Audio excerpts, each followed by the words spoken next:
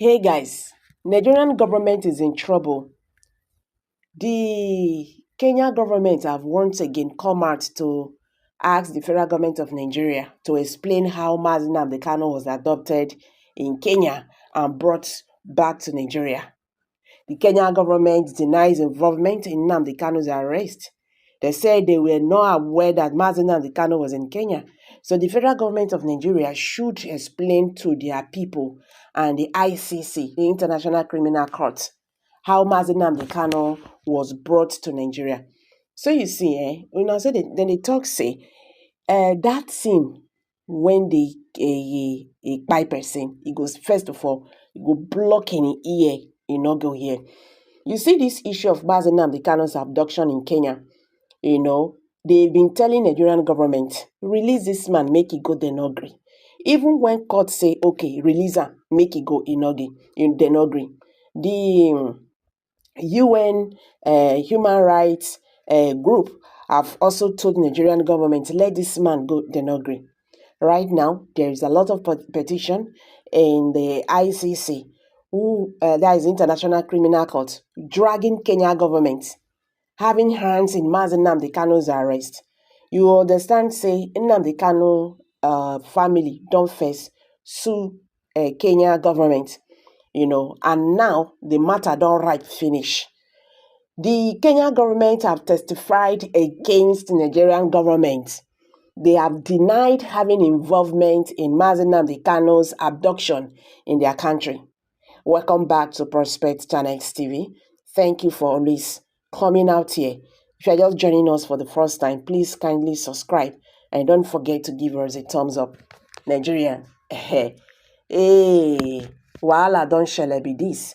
Abubakar Malami, una know him, the former AGF, okay? That is, he was the former AGF of the former Attorney General of the Federation, had said that IPOB leader was intercepted through the collaborative efforts of Nigeria Intelligence and Security Service, but he did not disclose where Kanu was arrested at that first instance. However, Kingsley Kanu, the brother of the separatist leader, alleged that his brother was apprehended in Kenya. I am talking about what happened now in 2021 before we now come down to what is going on right now. So, Kenya government, that is on Friday, the Kenya High Commissioner said the allegation that Nnamdi Kanu was arrested in Kenya was concocted to pitch Nigerians in the southeast against the Kenyan people. He said, I want to address the allegation by denying that Kenya was involved in the alleged arrest in Kenya and extradition to Nigeria of Mr. Nnamdi Kanu, the Kenya High Commissioner said. He said that allegation is fictional imagery and a deliberate concocted to fuel antagonist feeling against the southern section of the Nigerian people against the Kenyan people. He said Nigerians must ask their government how Mr. Nnamdi Kanu was found in Nigeria. Nnamdi Kanu was not taken from our country. So with what he's saying right now, meaning that they are not aware that is what it implied right now. That even if the Nigerian government later agreed that Nnamdi Kanu was, kidnapped from Kenya, the Kenya government is letting the world to know that they never had or been involved in Nnamdi Kanu's abduction. So they are now saying that the Nigerian government should explain to their people because Nnamdi Kanu was never, arrested in Kenya. So you see, I talk and say this thing, it go reach one time like this. Nigerian government not go see where when they go take pull out. And we are going to that right now. We are going to that stage. Nigerian government will not see a way to pull out from this mess. Since they no wan hear word, if they had released Nnamdi Kanu by now, I know say the matter for not dey reach like this, but they refused to release him. So see what is happening right now. Anyway, let's see how things unfold in future. But I'm telling you, this is not a good news for Nigerian government at all. This is not a good news. Okay? They have been indicted in an international community. So, how una see this matter? I dey drop am for you. Kindly drop your comment below the comment section. Share this video, make it go viral. Let Nigerians understand what is happening today in the Nigerian political landscape. Thank you, and bye for now.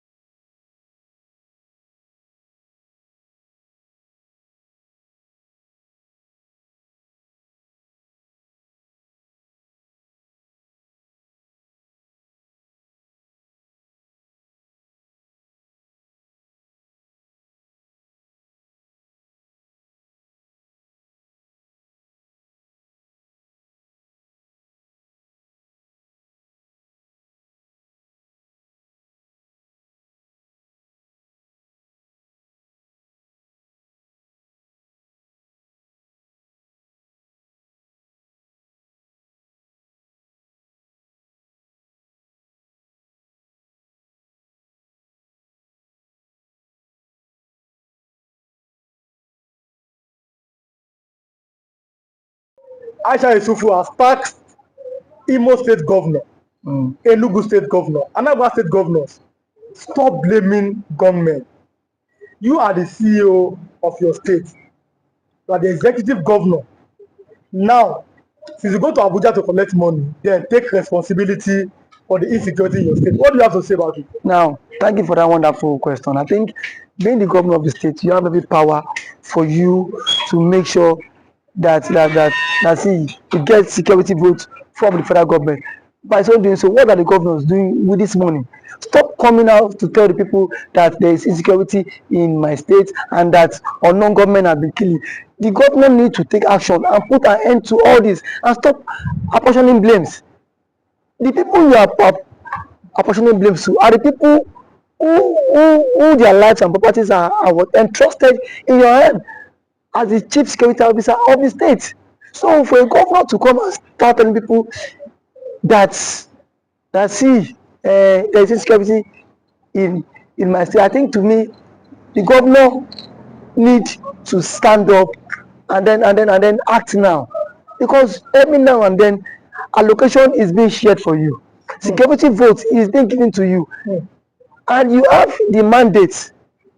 The primary function of government is to protect life and property. Yes. So if you cannot protect life and property, then why are you the governor? But some have said that the governors have no power over the military. That it's only the president as the commander-in-chief of the armed forces. What do you have to say about that? The governor does not have power over the military. That is true. But see, the question is that can the governor summon military chiefs in their states, I mean the division's commander, to sit and dialogue for a way forward? The answer is yes. So if we can do that, so indirectly it still has power over the military. Now when it calls for security meeting, don't this men don't these guys attend in his various place? They do. So the president should not come and say that he does not have the governor should not come and say he does not have power. We still have killings in Imo State, Enugu State, and some other states. For how long can we continue in this path? The people are scared of their lives. The people cannot even access government, access those who they claim to be what electorate. We cannot access people that give us the mandate. So how long can they continue like this? So I think the government of these states on their own, they need to up their games. You must up your games as a governor if you don't want to be sacked come 2027. But there's always been this fear that the votes of Nigerians does not count, and that is why our elected officials are acting this week.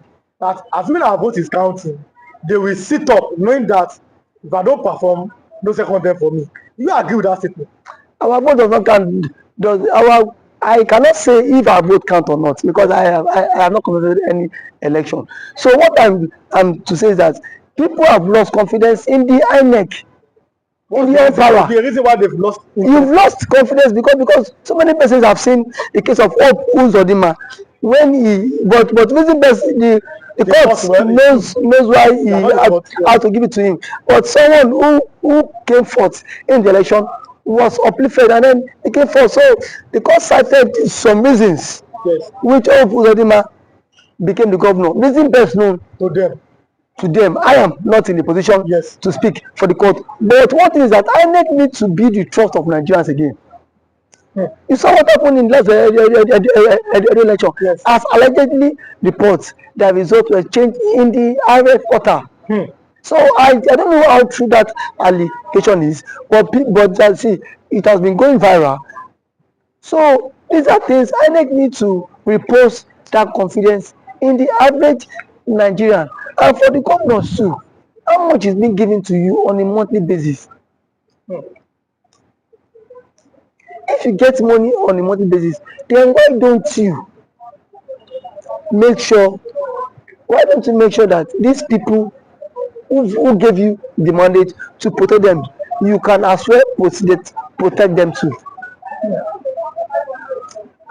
because the people cannot always be be one-sided every time. The people need to benefit from dividends of democracy, and when they have to when they have to benefit from the dividends of democracy is by what, by what, by inclusive governance. The people need to feel the government impact. Not every time you come on here and say on government has attacked the people, you come and start creating fear. These governments are even creating fear in the life of the ordinary man. We've seen the governor of Enugu State who has declared that Monday is no longer a sit-at-home in Enugu State. When people are saying that, you are saying that as because you're the governor. Can you come and secure our lives? I mean, the other people, because you see this sit-at-home every Monday. Some are doing it maybe out of respect for Nnamdi Kanu, but some are doing it out of fear. It is two ways. People are telling the governor, please find a way to secure. Our police cannot be everywhere. What do you think? Because sit at home every Monday, it might be affecting the economic activities in the southeast. What do you think that the governor can do, or the governors in the southeast can do? Thank you for that one. I think sit at home every Monday is a commensurate to honor the Mazi Nnamdi Kanu, who has been in incarceration for 4 years now and still counting. But what I want to say is that when there is a conflict in the land, the president himself needs to address this issue of Kanu. Let Kanu issue be settled out of court. If what Kanu is the son of the president, as a son, you can go, you can have a different view or different ideology and philosophy from what your father had. But why can't you, as a father, have you reached out to Kanu himself? And what I felt that the president ought to have done was, why Kanu was in decision, go and meet, let them bring Kanu to you, DSS. Sit down with Kanu, have a round table discussion with him. But do you think that's possible? Because we saw Buhari could not freedom. Buhari is different. See, so these are two different people. Yes. If you want the security apparatus cannot be everywhere, and these guys are what, overstretched. Yes. These guys are also overstretched. So the president is the father of the nation. Yes. Since the president is the father of the nation, he should at least reach out to this guy, even to the Ohanes in Igbo. Whenever he will want to invite some Igbo politicians and some Igbo stakeholders to sit on a round table and discuss with Kanu. You have conditions, give him the conditions. Send it to him. Because you see, this is the only way this thing about marginalization can stop. And the truth of our matter is that the Igbos are heavily marginalized in the country. And that is what, and that has breed a whole lot. But do you think that giving them an opportunity, or yes, that's an opportunity, or finding a way, consensus in 1999, Nigeria had a consensus on making a Yoruba man a president. In 2007, Nigeria had another consensus to make another man to be a president. Do you think that Nigeria finding a way or making a consensus to make an Igbo man the president is going to make that marginalization or the agitations go down in the south? Making an Igbo man be the president would at least work to some extent. It will help this issue of marginalization reduce a very long way, because if the Igbo man is the president, Peter Obi, you will not watch Peter Obi allowing Nnamdi Kanu to languish in detention, even if, because that is his brother from his tribe. They are from same tribe. No, so why was Sonegbo released? It was let's go. Yes. So to some extent, it will help a long way. And as an Igbo man, he will speak in the language that the Igbos. Now I am one of your sons. Yes. You don't have any right to agitate. Yes. So that will help them. It will go a very long way for them too. So I'm letting you go. I think we have like 1 minute. Okay. Now, South Eastern Governors Forum. What should be their next step? Southeastern Governor Forum should at least make moves to meet with the president Yes. to put an end to all this. That is the only way. Because if there's no end to all this, all we hear is killing, and then we are not in support of all this killing. It is not good for the future of the country.